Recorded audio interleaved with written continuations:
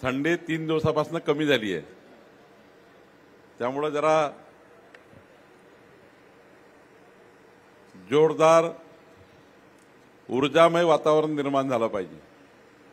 भारत माता की वंदे, छत्रपती शिवाजी महाराज की, महामानव डॉक्टर बाबासाहेब आंबेडकर की जय श्रीराम। हर हर संत जगनाळे महाराज की।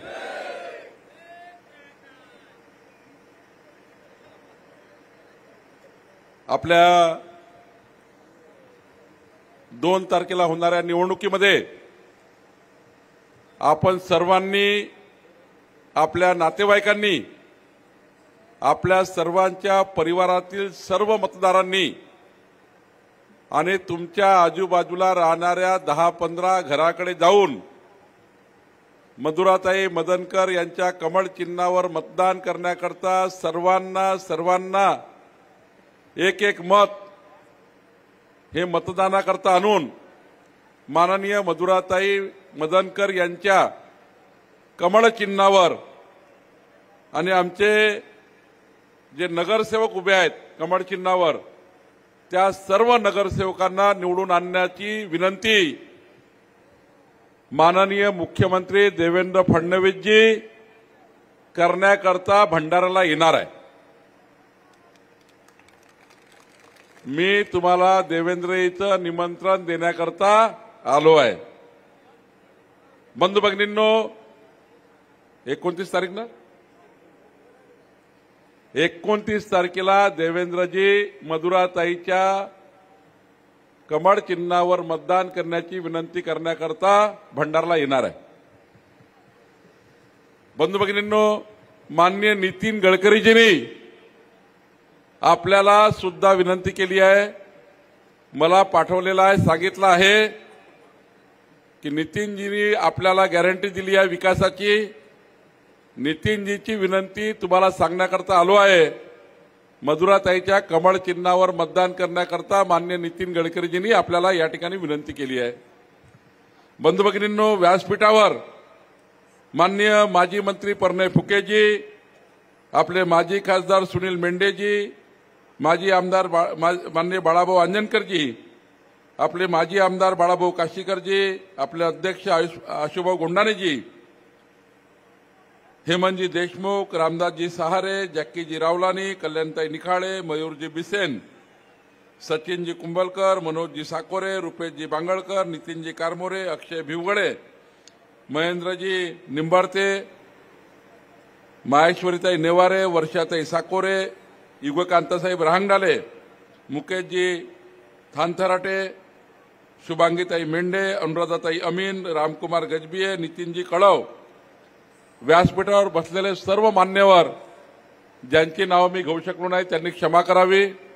समोर अनेक मान्यवर पदाधिकारी खाली बसलेले आहेत, त्यांनी क्षमा करावी, कारण मला 8 वाजता नागपूरमध्ये अजून एक सभा आहे, त्यामुळे मी सर्वांचे नाव घेत नाही, आपली क्षमा मागतो। आमचे पत्रकार बंधू भगिनी या ठिकाणी आहे, त्यांनी या ठिकाणी आल्याबद्दल त्यांचे मी धन्यवाद व्यक्त करतो। खरं तर 2 तारखेची निवडणूक ही चंद्रशेखर बावनकुळे, प्रणय फुके, आशु गोंडाणे, सुनील मेंढे, मधुराताई मदनकर यांच्या नशिबाची नाही आहे। या निवडणुकीमध्ये मधुराताईचा उद्या त्या ठिकाणी एक मताने पराभव झाला तर मधुराताई मदनकरचं काही बिघडणार नाही, चंद्रशेखर बावनकुळेचं काही बिघडणार नाही। मी आता 2029 पर्यंत आमदार आहे, 22 वर्ष झाले विधानसभेत आहे आणि आता जोपर्यंत देवेंद्र फडणवीसजी मला मंत्री ठेवतील तोपर्यंत मंत्री आहे। पण या निवडणुकीमध्ये 2 तारखेच्या निवडणुकीमध्ये मधुराताई मदनकरच्या नशिबाची निवडणूक नाही आहे, तर 2030 पर्यंत भंडारा शहरामध्ये माननीय पंतप्रधान मोदीजीच्या सरकारच्या 55 योजनांची निवडणूक आहे। मोदीच्या सरकारच्या 55 योजना 2029 पर्यंत या भंडाऱ्यामध्ये आणण्याकरता निवडणूक आहे। माननीय मुख्यमंत्री देवेंद्र फडणवीसजीच्या सरकारच्या 48 योजना, भंडाऱ्याच्या समाजाच्या गरीब माणसाच्या कल्याणाच्या योजना, भंडाऱ्यामध्ये मध्यमवर्गीयाच्या कल्याणाच्या योजना, भंडाऱ्यामध्ये धान उत्पादक शेतकऱ्यांच्या त्या ठिकाणी समस्या, या ठिकाणी भंडारा शहरामध्ये सर्व शहराला सर्व योजनाच्या माध्यमातून जोडण्यासाठी देवेंद्र फडणवीस सरकारच्या 48 योजना आणि आपले पालकमंत्री पंकज भोयर यांनी पालकमंत्री म्हणून करावयाच्या 22 योजना, मधुराताई मदनकरची जी निवड आहे, मधुराताई मदनकरचं जे मत आहे ते 124 योजनाचं मत आहे। 124 योजना नगरपालिकेच्या माध्यमातून समाजाच्या गरीब माणसाकरता होणार आहे। आणि बंधू भगिनींनो, आपल्या कमळाच्या मताच्या मागे माननीय पंतप्रधान मोदीजी उभे आहेत, माननीय नितीन गडकरीजी उभे आहेत, माननीय देवेंद्र फडणवीसजी उभे आहेत, मी आणि व्यासपीठावरचे सर्व नेते उभे आहेत। आम्ही सर्वांनी विकसित भंडाऱ्याचा संकल्प केला आहे। आज बघा, माननीय देवेंद्र फडणवीसजींनी आपल्या सरकारने 2029 चा महाराष्ट्र कसा असेल, 2035 ला महाराष्ट्र कसा असेल, 2047 ला महाराष्ट्र कसा असेल, आपल्याकडे लहानसं बाळ जेव्हा 18 वर्षाचं होईल भंडाऱ्यामध्ये, त्या बाळाकरता भंडाऱ्यामध्ये आरोग्य सेवा, शिक्षण, कशा कशा व्यवस्था आपलं सरकार उभं करणार आहे, याचा निर्णय 2 तारखेच्या निवडणुकीमध्ये आहे। 2 तारखेच्या निवडणुकीमध्ये माननीय मधुराताई मदनकर आणि आपले नगरसेवक निवडून येतील। या नगरसेवकांना विकसित भंडाऱ्याचा विकास आराखडा तयार करायचा आहे। मधुराताई मदनकरजी आपली याच्याकरता सही पाहिजे। माननीय देवेंद्रजींनी जसं विकसित महाराष्ट्राकरता विजन आराखडा तयार केला, आपल्याला विकसित भंडारा 2029 चा आराखडा तयार करायचा आहे।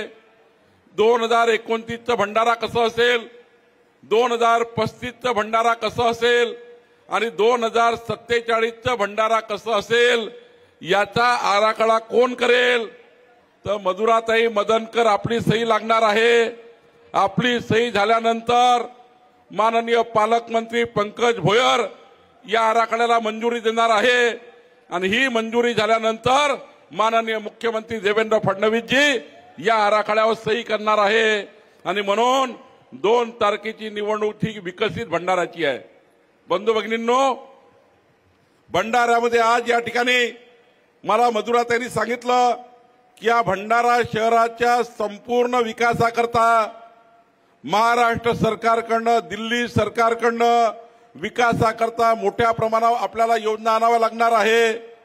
खरं तर या ठिकाणी आपले सुनील मेंढे, प्रणय फुके यांनी सांगितलं की दिल्ली सरकार, मुंबई सरकार, डबल इंजिन सरकारच्या माध्यमातून संपूर्ण योजना आणण्याची जबाबदारी या ठिकाणी मधुराताई आता आपली आहे।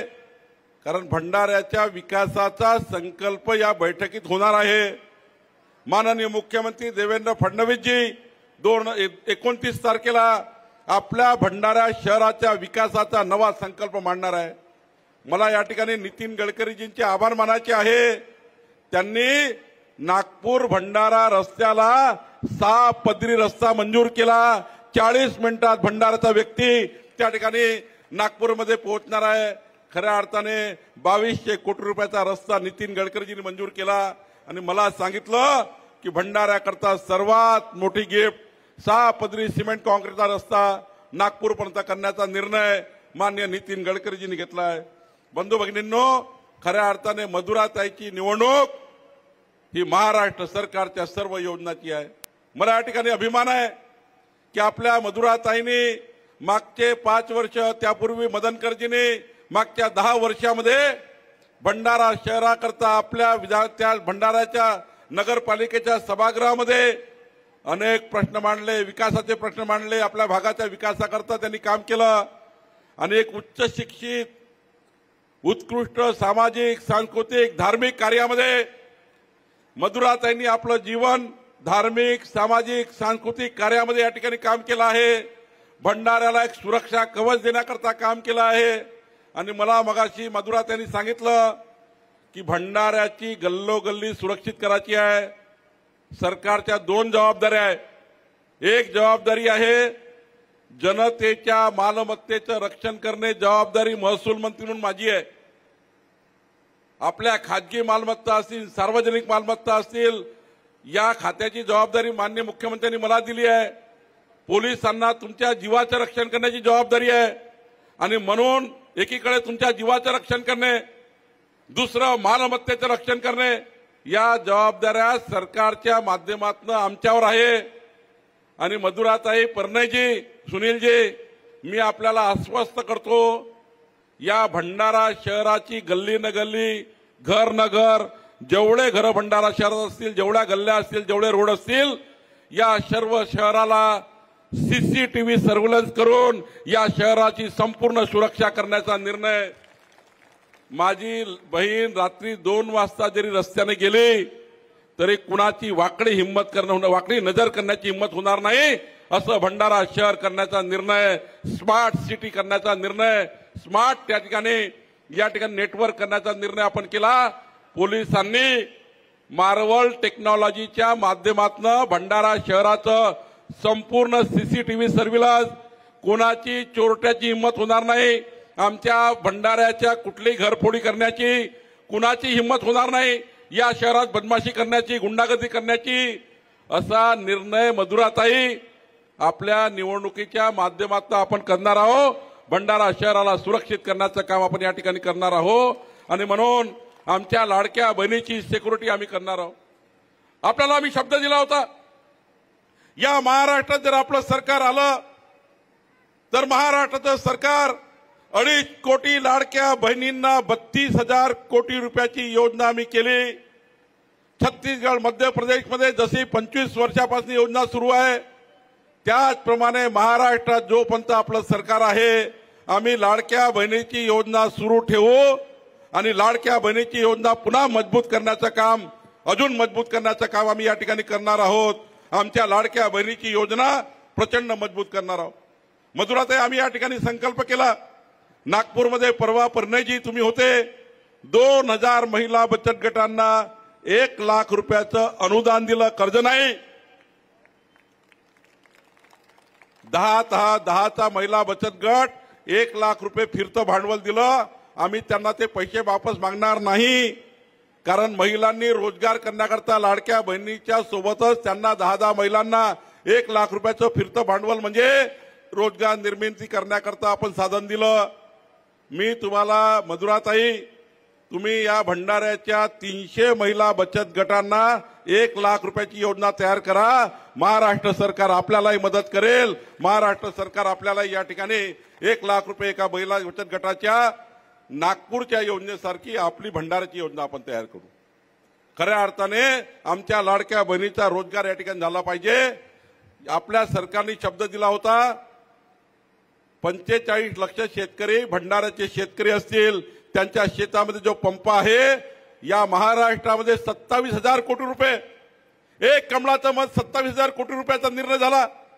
45 लाख शेतकऱ्याच्या शेतामध्ये जो पंप आहे, त्या पंपावर जे इलेक्ट्रिक बिल थकीत होतं, काँग्रेसच्या काळापासून विजेचं बिल थकीत होतं, हे बिल वसूल करण्याची सरकारची स्थिती होती. पण माननीय देवेंद्र फडणवीसचं सरकार आलं, माननीय मुख्यमंत्र्यांनी निर्णय घेतला की शेतकऱ्याच्या 45 लाख पंपाचं इलेक्ट्रिक बिल देवेंद्र फडणवीसजींनी माफ केलं आणि पुढच्या 5 वर्ष 1 रुपया विजेचं बिल घ्यायचं नाही, असा निर्णय देवेंद्र फडणवीस सरकारने घेतला. शेतकऱ्याच्या शेतातलं पंपाचं विजेचं बिल घ्यायचं नाही असा निर्णय घेतला. आज राज्यातल्या 45 लाख शेतकऱ्यांच्या शेतामध्ये मोफत वीज देण्याचा निर्णय घेतला. आणि आता तर माननीय देवेंद्रजींनी निर्णय घेतला आहे, आता आपल्याकडे भंडाऱ्यामध्ये घरगुती वीज जी आहे ती 8 रुपये 10 पैसे आहे. 8 रुपये 10 पैसे आहे. विजेचं बिल भरू आपण थकून गेलो आहे. माझ्या कुऱ्हाडीवरनं येणारी वीज, आमच्या गावात वीज पकवतो आम्ही, वीज त्या ठिकाणी आमच्या गावात बनतं, मौद्याला वीज बनतं. कोळशावर तयार होणारी वीज ही 8 रुपये युनिट आहे. 2029 पर्यंत प्रत्येक वर्षी 80 पैसे वाढणार आहे.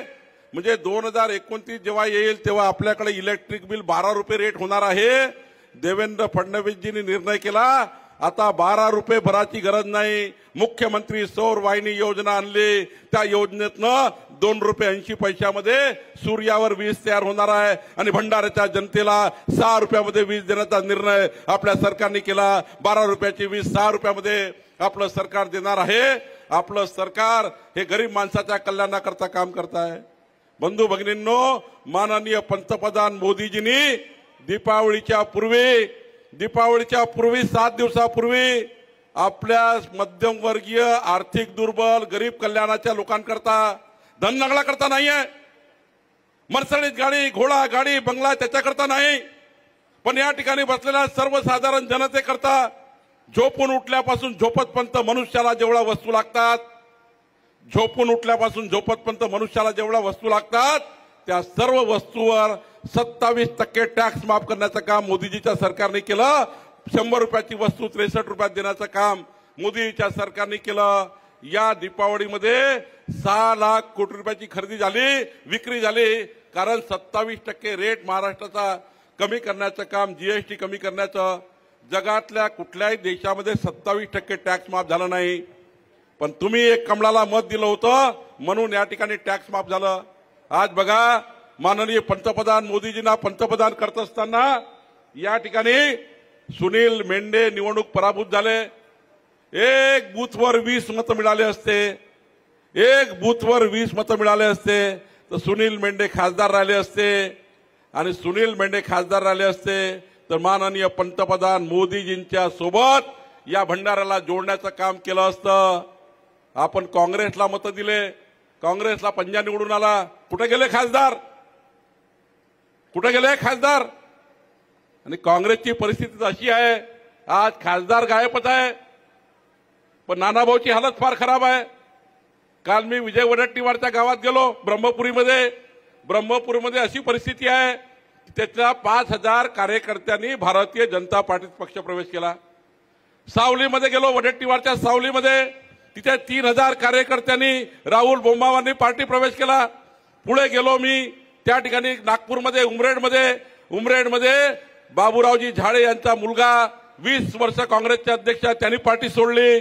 कनानमध्ये गेलो, त्यांनी पार्टी सोडली. परवा पुसदमध्ये, दिग्रसमध्ये, यवतमाळमध्ये, अमरावतीमध्ये काँग्रेस पार्टी सोडत आहे. लोक रोज काँग्रेस पार्टी सोडत आहे.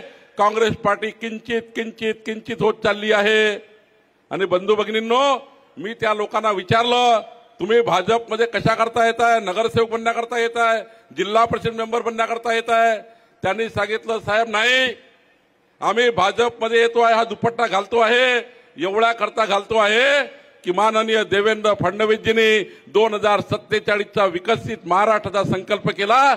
या संकल्पाला साथ देण्याकरता आम्ही भाजपामध्ये येतो आहे, याकरता भाजपामध्ये लोक येत आहे. एक कार्यकर्ता मला असा म्हणाला की साहेब, काँग्रेसमध्ये काही राम लायला नाही. काँग्रेसची परिस्थिती अशी आहे, विजय वडेट्टीवार नाना पटोलेचं तोंड पाहत नाही, नाना पटोले विजय वडेट्टीवारचं तोंड पाहत नाही. दोघंही मिळून त्यांचा अध्यक्ष हर्षवर्धन सपकाळला कोणी विचारत नाही, हर्षवर्धन सपकाळला तिघे म्हणून विचारत नाही, आणि तिघे म्हणून राहुल गांधीला कोणी विचारत नाही. काँग्रेस पार्टीचे हाल बेहाल आहे आणि त्यामुळे काँग्रेस पार्टीत कोणीच राहायला तयार नाही. बंधू भगिनींनो, काँग्रेस पार्टी रोज त्या ठिकाणी कमजोर होत चालली आहे. आणि म्हणून या ठिकाणी खऱ्या अर्थाने एकीकडे माननीय मोदीजींच्या नेतृत्वातला विकसित भारत, देवेंद्र फडणवीसच्या नेतृत्वातला विकसित महाराष्ट्र आणि मधुराताई मदनकरच्या नेतृत्वामध्ये विकसित भंडारा करण्याची 2 तारखेची निवडणूक आहे. विकसित भंडाऱ्याचा आराखडा मधुराताई सही करणार आहे. मग विकसित भंडारा 2047चा आराखडा आमच्या मधुराताई करणार आहे. तुम्ही त्यांना सर्व साथ देणार आहात का? जोरात सांगा, साथ देणार आहात का? जोरात जरा. भंडारा काय झाला आज? एवढ्या आमच्या लाडक्या बहिणी, लाडके भाऊ बसलेला आहे, एवढं मोठं जनसमर्थन मधुराताईच्या मागे आहे. तुम्ही जेवढा आवाज द्याल तेवढे मतदान पटापट 51%ची लढाई होईल आणि मधुराताई 51% मतं घेऊन निवडून येतील. आणि म्हणून मधुराताईच्या विकसित भंडाराकरता साथ द्याल का? मी ठरवलं आहे, मला आता देवेंद्र फडणवीसजींनी महाराष्ट्राच्या महसूल मंत्री म्हणून पदावर दिलाय। महसूल मंत्री म्हणजे भंडाऱ्याच्या महाराष्ट्राच्या 14 कोटी जनतेची मालमत्ता सुरक्षित करणे। सुनील मेंढेजी, प्रणय फुकेजी, आशू गोंडाणेजी, तुम्ही मला सांगितलं की भंडाऱ्यामध्ये जेवढ्या नजूलच्या जागेवर जेवढे घर आहे त्या सर्व घराचे पट्टे चंद्रशेखर बावनकुळेच्या सहीने होणार आहे, काळजी करू नका। माननीय मुख्यमंत्र्यांनी मला हा पेन दिलाय महसूल मंत्र्याचा। मधुराताई, तुम्ही नगराध्यक्ष झाल्याबरोबर मी, जिल्हाधिकारी, आमचे अधिकारी तुमच्या भंडारामध्ये, आपल्या भंडारामध्ये येऊन एकही पैसा न घेता संपूर्ण घरांना प्रॉपर्टी कार्ड देण्याचं काम या ठिकाणी आपलं सरकार करेल। एकही पैसा जनतेचा लागू देणार नाही। एक कमळाचं मत, भंडाऱ्याच्या संपूर्ण प्रॉपर्टीला प्रॉपर्टी कार्ड देण्याचा निर्णय। बंधू भगिनींनो, महाराष्ट्र सरकारने झुडपी जंगलमध्ये राहणाऱ्या गरीब माणसाकरता सुप्रीम कोर्टामध्ये केस केली। मी मंत्री झाल्यानंतर देवेंद्रजीने मला सांगितलं की सुप्रीम कोर्टात गेलं पाहिजे। या झुडपी जंगलवर 2 लाख लोक राहतात, 40 वर्षापासून 2 लाख लोक राहतात, त्यांना पट्टे वाटप झाले नाही। मला अभिमान आहे की मान्य देवेंद्रजींनी सांगितल्याबरोबर आम्ही सुप्रीम कोर्टात गेलो आणि आता सुप्रीम कोर्टाने ऑर्डर दिली की झुडपी जंगलात राहणाऱ्या सर्व लोकांना पट्टे वाटप करण्याचा निर्णय आता आपल्या सरकारने घ्यायचा आहे। आणि म्हणून भंडाऱ्यामध्ये राहणारे जेवढे झुडपी जंगलात लोक असतील त्या सर्वांचे पट्टे वाटप आपण करणार आहोत। एवढंच नाही तर 15/10/2024 तारीख काय सांगितली मधुराताई? सर्व भंडारा शहराच्या जनता ऐकून घ्या, 15/10/2024च्या पूर्वी भंडाऱ्याच्या जेवढ्या लेआउटमध्ये जेवढे घरं बसले असतील, भंडारा जुनं शहर सोडून, भंडारा जुनं शहर सोडून जेवढे घरं बनले असतील त्या घरांना सर्वांना 7/12 देण्याचा निर्णय महाराष्ट्र सरकार करणार आहे। सर्वांचा 7/12 प्रॉपर्टी कार्ड, सर्वांचा निर्णय आम्ही करणार आहोत। आणि एवढंच नाही तर भंडारा शहराला आम्ही नक्षा योजना घेतो आहे। ही मोदीजीची नक्षा योजना आहे। या योजनेमध्ये तुमच्या घरावरनं ड्रोन फिरणारा एक छोटं विमान येतं, ते ड्रोन फिरल्यानंतर तुमच्या घराचा पटापट वरून नकाशा तयार होतो। हा नकाशा इंग्रजाच्या काळापासून तयार झाला नाही। भंडाऱ्याचा सिटी झाला नाहीये, भंडाऱ्याचा भूमी अभिलेख झाला नाही, भंडाऱ्याची आखीव पत्रिका तयार नाही, भंडाऱ्यामध्ये कोणाचा प्लॉट किती आहे त्याचं डिमार्केशन नाही। पण मी तुमचा कार्यकर्ता, या भंडाऱ्याचा माजी पालकमंत्री आहे। एक काळ असा होता की काँग्रेसच्या महसूल मंत्र्याकडे जाऊन हा निर्णय करायचा होता, पण आता काळ बदलला, मला जबाबदारी मिळाली। मी तुम्हाला वचन देतो, एका प्रॉपर्टी कार्डला 4000 रुपये खर्च येणार आहे। काय कोणी पैसे वाटणार आहे? भाऊ, प्रणय भाऊ, काळजी करू नका। आपण असा निर्णय करणार आहोत की भंडाऱ्याच्या प्रत्येक घराला आखीव पत्रिका, प्रॉपर्टी कार्ड 7/12 देण्याकरता जो 4000 रुपये घरी खर्च येणार आहे तो संपूर्ण खर्च सरकार घेणार नाही। मोफत प्रॉपर्टी कार्ड, मोफत आखीव पत्रिका देण्याचा निर्णय आपलं सरकार करणार आहे। महसूल मंत्री म्हणून मी करून देणार आहे। आणि सर्वात जास्त भंडाराला काम माझंच आहे। आता भंडारा शहरामध्ये एकीकडे माननीय देवेंद्रजींनी मला भंडारा शहराची संपूर्ण प्रॉपर्टी कार्ड जनतेचं करून देण्याचा निर्णय करण्याचा अधिकार दिला। दुसरीकडे मला देवेंद्रजींनी सांगितलं, माननीय पंकज भोयर सारखा एक प्रचंड ऊर्जावान कार्यकर्ता पालकमंत्री आहे, माननीय पंकज भोयरच्या माध्यमातून भंडारा शहराची ब्ल्यूप्रिंट आपण तयार करतो आहे आणि भंडारा शहराला जेवढा काही पैसा लागेल तेवढा देण्याची योजना आपण करतो आहे। आणि आता तर परिणामी आम्ही निर्णय केला, भंडारा शहरात जेवढे घरकुल येणार आहेत, माननीय मोदीजींनी 30 लाख घरं माननीय पंतप्रधान मोदीजींनी दिले आहे। या 30 लाख घरांना, 30 लाख घरांपैकी मधुराताई जेवढी घराची यादी तुम्ही पाठवाल, 1000 घरं, 2000 घरं, 3000 घरं, 4000 घरं, 5000 घरं, 2.5 लाख रुपयाचे एक घर माननीय मोदीजींच्या सरकारचे हे घरं आपल्या भंडारामध्ये जेवढ्या लोकांना पाहिजे असतील तेवढे घरं देण्याचा निर्णय आपलं सरकार करणार आहे। तेवढे घरं देण्याचा निर्णय आपलं सरकार करणार आहे। मधुराताईचं एक मत, 2.5 लाख रुपयाचं घर, मधुराताईचं एक मत, सर्व घराला पट्टे वाटप, मधुराताईचे एक मत, सर्व घराला प्रॉपर्टी कार्ड, मधुराताईचे एक मत, तुकडेबंदी कायद्याच्या माध्यमातून जो या ठिकाणी अडचण निर्माण झाली होती ती अडचण दूर करण्याचं या ठिकाणी काम होणार आहे। आणि आता तर सिंधी समाज आहे का, सिंधी भाई है क्या कोई यार?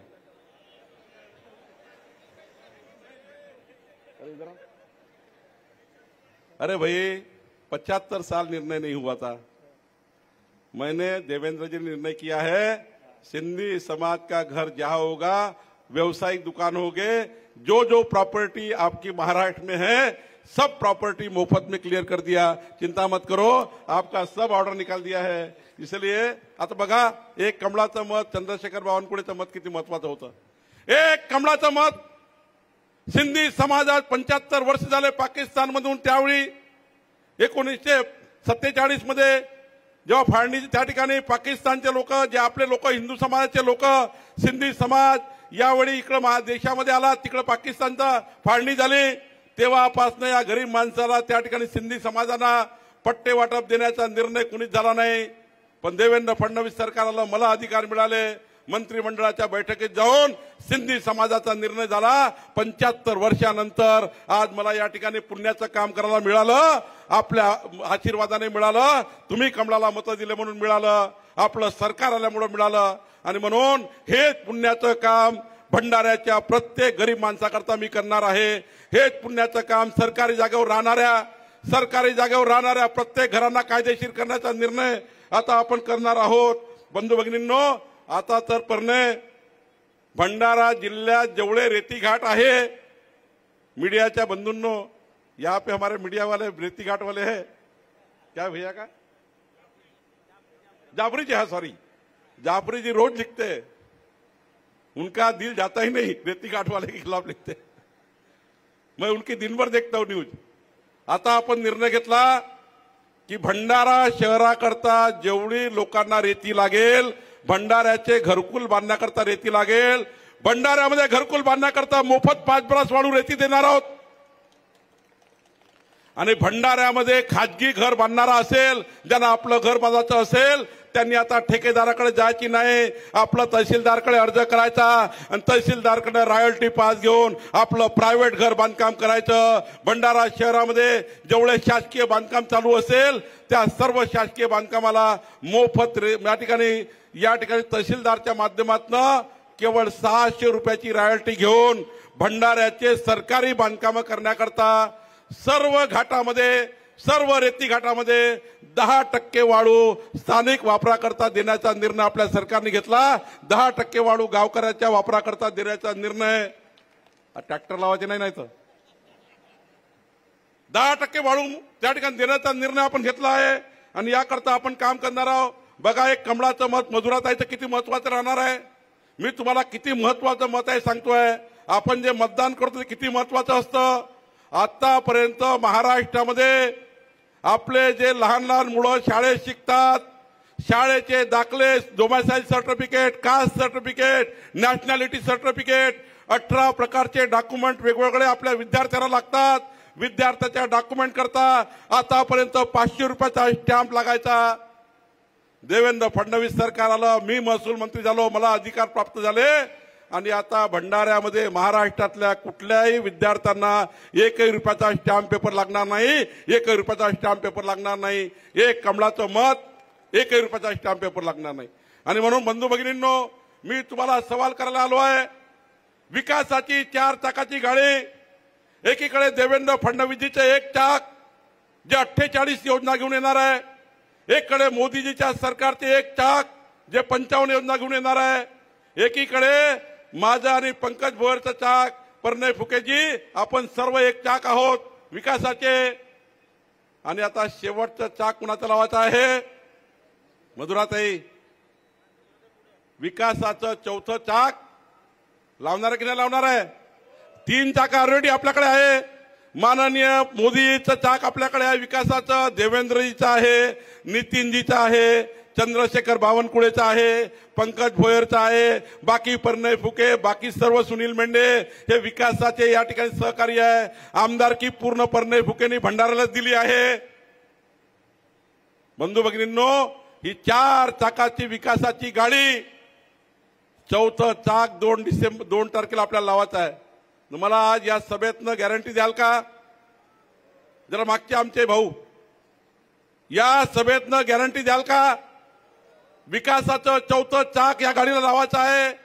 हे चौथं चाक जे आहे त्या भंडाऱ्याचा विकासाकरता आहे. एक कमळाचं मत हे विकासाचं आहे आणि एक चुकीचं मत गेलं तर माझं काही नुकसान होणार नाही. बंधू भगिनींनो, या शहराचा सत्यानाश झाल्याशिवाय राहणार नाही. या शहराला त्या ठिकाणी प्रचंड बर्बाद केल्याशिवाय लोक राहणार नाहीत. आणि म्हणून विकासाची गाडी आम्ही घेऊन आलेलो आहेत. देवेंद्रजी घेऊन येणार आहे, गडकरी साहेब घेऊन येणार आहे. आणि म्हणून सर्वांनी प्रचंड बहुमताने मधुराताई यांना निवडून द्या. या वर्षी दीपावलीचं लक्ष्मीपूजन कोणी केलं आहे? दीपावलीचं लक्ष्मीपूजन झालं की नाही? लक्ष्मीपूजन झाली की नाही? जरा हात वर करून सांगा. या वर्षी महालक्ष्मीजी कशावर होती? महालक्ष्मीजी कशावर होती? मग महालक्ष्मीजी कमळावर होती तर मधुराताई मदनकरचं कमळाचं फूल विकासाची महालक्ष्मी घेऊन येणारा, विकासाची लक्ष्मी घेऊन येणार आहे. आणि त्यामुळं विकासाची लक्ष्मी देण्याकरता आपण सर्वांनी प्रचंड बहुमताने 51% मतं, मी तुम्हाला सांगतो, माननीय पंतप्रधान मोदीजींनी म्हटलं होतं एक है तो सेफ है. काय म्हटलं होतं? जोरात बोला बरं. एक है तो मोदीजी म्हणतात एक है तो सेफ है. का म्हटलं होतं?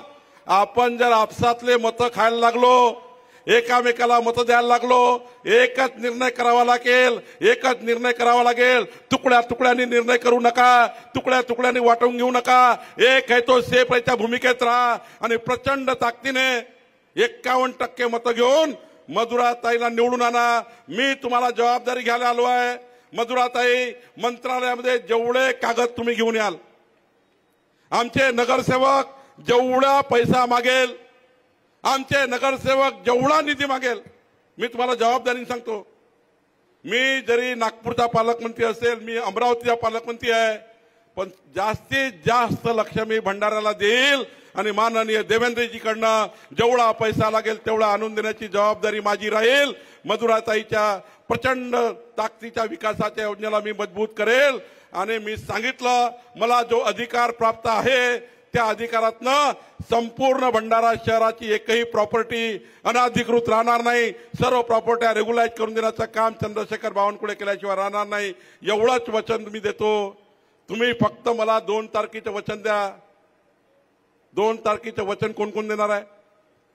त्या दोन्ही हात वर करून सांगा. 2 तारखेचं वचन तुम्ही देणार? मधुराताईला निवडून आणणार? जरा भारत माता की, भारत माता की, भारत माता की.